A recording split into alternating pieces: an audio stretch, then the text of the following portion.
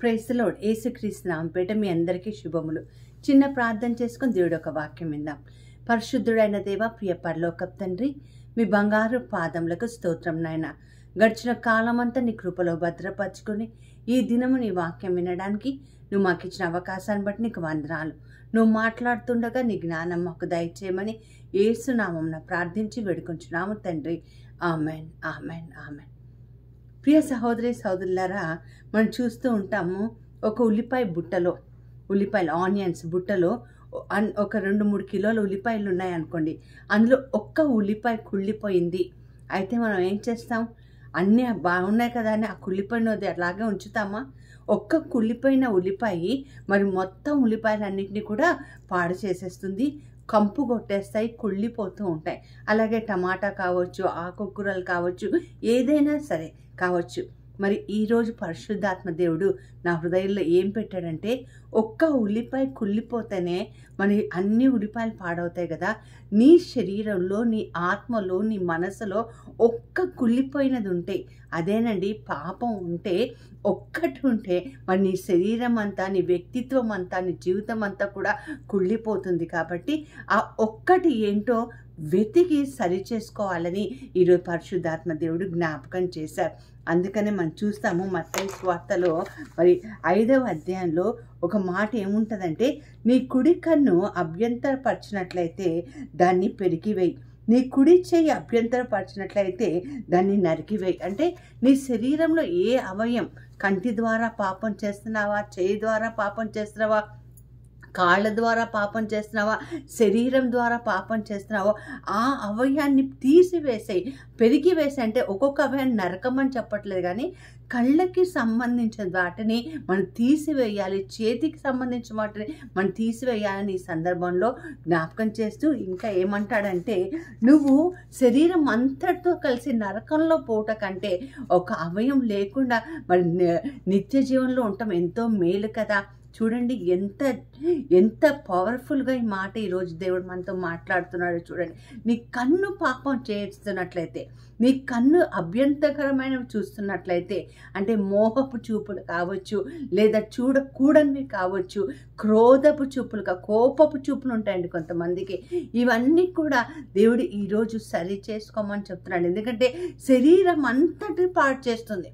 ఒక్క అవయం ఒక్క కుళ్ళిపోయింది ఎలాగైతే బుట్టలో ఉన్న వాటన్నిటినీ కూడా పాడు చేస్తుందో, అలాగే ఒక్క అలవాటు, ఒక్క వ్యక్తిత్వము మరి నీ జీవితాన్ని, నీ వ్యక్తిత్వాన్ని పూర్తిగా ధ్వంసం చేస్తుంది. కాబట్టి ఈరోజు కొద్దిగా సమయం కేటాయించి నా జీవితంలో ఏంటది, ఆ ఒక్కటేంటి అది తీసివేయడానికి ప్రయత్నం చేద్దాం.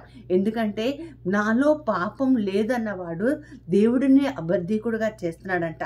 నాలో పాపం లేదన్నవాడు ఆత్మ వంచన చేసుకొని బ్రతుకుతున్నాడని. అందుకని ఫ్లీ అవే ఫ్రమ్ సిన్. పాపం నుండి పామును చూసినట్టు ఎలాగైతే పారిపోతావో, పాపం నుండి అలా ఎందుకంటే పాపము చాలా ఎంటైజ్ చేస్తుంది, అంటే ఆకర్షిస్తూ ఉంటుంది. అది ఒక మ్యాగ్నెట్ లాగా, ఒక అయస్కాంతం లాగా మనం త్వరగా ఆకర్షితులం అవుతాం పాపానికి. అది మనకు కబలించి వేస్తుంది. ఎలా కబలించేస్తామంటే, అంతా అయిపోయిన తర్వాత దాని దారి అది చూసుకుంటుంది. చూడండి, యూదా ఇస్కరియోతు మరి యేసుప్రభుని అప్పగించేశారు. యేసుప్రభుని అప్పగించేసిన తర్వాత ఆయన హృదయంలో ఒక బాధ ఉంది. అయ్యో, నిర్దోషి అయిన వ్యక్తిని నేను అప్పగించానని చెప్పి పరిగెత్తుకుంటూ ఆ 30 వెండి కాసులు తీసుకొని అక్కడ ఉన్న ఈ పెద్దల దగ్గరికి, యాజకుల దగ్గరికి వెళ్ళినప్పుడు వాళ్ళు ఏమంటున్నారో తెలుసా? అయ్యా, ఈ డబ్బులు తీసేసుకో, నేను నిర్దోషి రక్తాన్ని అప్పగించానంటే వాళ్ళు అన్న మాట ఏంటో తెలుసా? ఇక నీతో పనేంటి? చూడండి, పాపానికి, శాతానికి మనల్ని కబలించి వేసేంతవరకే పని. విడుదల చేసేది దేవుడు మాత్రమే. అందుకని సమస్త పాపము నుండి, సమస్త దుర్నీతి నుండి యేసయ్య రక్తము మనం విడుదల చేస్తుందని తెలుసుకోవాలి. కాబట్టి మన జీవితంలో మాటల ద్వారా, చూపుల ద్వారా, ప్రవర్తన ద్వారా, నడవడిక ద్వారా, మరి ఏ ద్వారా అయినా సరే మనం ఏదైనా పాపంలో ఉన్నట్లయితే, బలహీనమైన పాపంలో ఉన్నట్లయితే, మనం ఈరోజు దేవుడి సన్నిధిలో, ప్రవ్వా నా ఈ బలహీనత నుండి తీసివేయి ప్రవ్వా అని దేవుడి దగ్గర మాట్లాడుకుందాం. యోబు నాకు చాలా నచ్చుతాడండి. 31వ అధ్యాయం 1వ వచనంలో ఏం చెప్తాడంటే, కన్యకని అంటే స్త్రీని చూడకుండడానికి వేరే చూపులతో చూడకుండడానికి నా కంటికి నేను నిబంధన చేసుకున్నాను అంటాడు. అంటే I have made a covenant with my eyes. నేను పాపం చెయ్యకుండా ఉండడానికి. ఈ రోజుల్లో చూస్తే యూట్యూబ్లోనో చేతుల్లోనో ఒక సెల్ ఫోన్లో పాపం వద్దన్నా కూడా మనకు కనిపిస్తూ ఉంటుందండి. మరి నీవు ఆ కళ్ళల్లో నుండి అది కామము లేదా ఆ పాపం శరీరంలోకి వెళ్ళిపోతుందా? నీ అవయవాలను ధ్వంసమైపోతున్నాయా? నీ కాళ్ళు పరిగెత్తుతున్నాయా ఆ పాపం చేయడానికి? నీ చెయ్యి తొందరపడుతుందా? ప్రియులారా, ఈరోజు ప్రభు చెప్తున్న మాట ఏంటో తెలుసా? నీ చేతిని, నీ కాళ్ళని, నీ కన్నులను తీసివేసాయి. నిత్య జీవులకు పోవాలంటే సమస్తమైన దుర్నీతి నుండి బయటపడాలండి. వ్యభిచారం కావచ్చు, మోహము కావచ్చు, దొంగతనం కావచ్చు, లేదా స్వనీతి కావచ్చు, ఏ ఈవిల్ ట్రాప్లో మనం ఉన్నా కూడా, ఏ దుష్టుడి యొక్క వలలో మనం చిక్కుకొని ఉన్నా ఈరోజు ప్రభు సన్నిధిలో ప్రభుని అడుగుదాం. అయ్యా, నాకు విడుదల దయచేయమని ప్రభుని అడుగుదాం. ఎందుకంటే విడుదలను ఇచ్చువాడు దేవాది దేవుడే. నువ్వెంత ఘోర పాపివైనా సరే, అందుకే అన్నాడు కదా, నీ పాపములు సింధూరం వలె ఎర్రగా ఉండినా నేను ఉన్నిలాగా తెల్లగా చేస్తానని చెప్పాడు. నీ కోసం నేను సిలువ మీద ఎక్కానని చెప్పాడు. మరి ఆ దేవుడి దగ్గరికి మనం రావడానికి ప్రయత్నం చేద్దాం. ఆ దేవుడి సన్నిధిలోకి మనం వచ్చి మన పాపాలని ఒప్పుకోవడానికి ప్రయత్నం చేద్దాం. ఏ రకమైన పాపమైనా సరే, ముఖ్యంగా మోహం కావచ్చు, వ్యభిచారం కావచ్చు అండి. బైబిల్ చెప్తుంది, నీ శరీరం దేవుడు ఆలయమని నీకు తెలియదా? ఎవడైనా ఈ శరీరాన్ని ధ్వంసం చేస్తే దేవుడిని ధ్వంసం చేసినట్టే. ఎందుకంటే నీ శరీరం నీ సొత్తు కాదంటాడు, వెలనిచ్చి కొన్నానంటాడు. దేవుడే వెలనిచ్చిన కొన్న ఈ శరీరంతో మనం చాలా జాగ్రత్తగా ఉండాలండి. ఎందుకంటే కొరింథీ సంఘానికి పౌలు రాస్తూ ఏమంటారంటే, ఇదిగో ఈ శరీరంలో ఆత్మ అన్నది ఉంది, ఆ ఆత్మ మహిమైశ్వర్యంతో నింపబడింది. అంటే దేవుడి పరిశుద్ధతతో, దేవుడి ఆత్మతో నింపబడింది.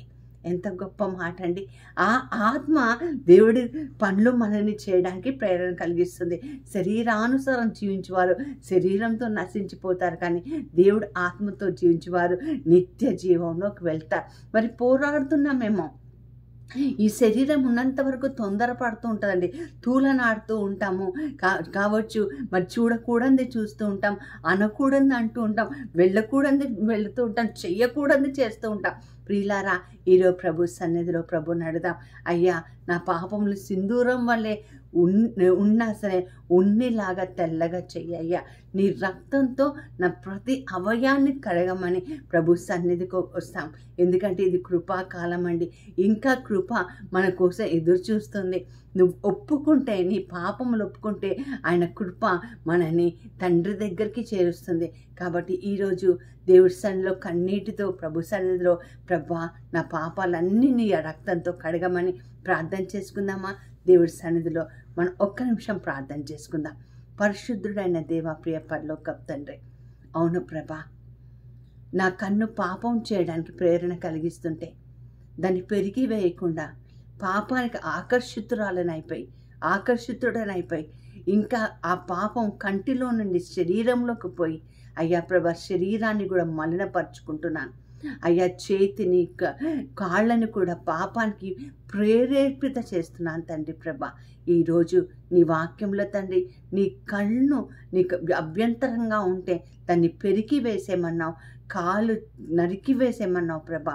ఎందుకంటే శరీరం అంతటితో నరకానికి వెళ్ళే కంటే అయ్యా, ఒక్క అవయం లేకుండా నిత్య జీవంలో రావటం చాలా మంచిది కదా, ఉపయోగకరమైంది కదా అంటున్నావు ప్రభా. అవును తండ్రి, మా గమ్యము, మా గురి అంతా నిత్య జీవమే ప్రభా.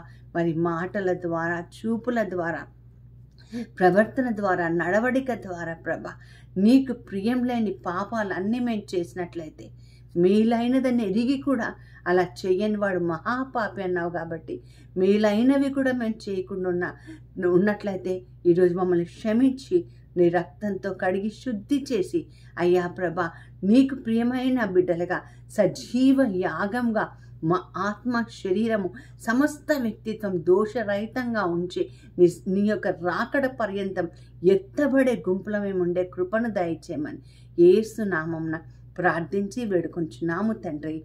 Amen, amen, amen. God bless you all. Flea away from sin.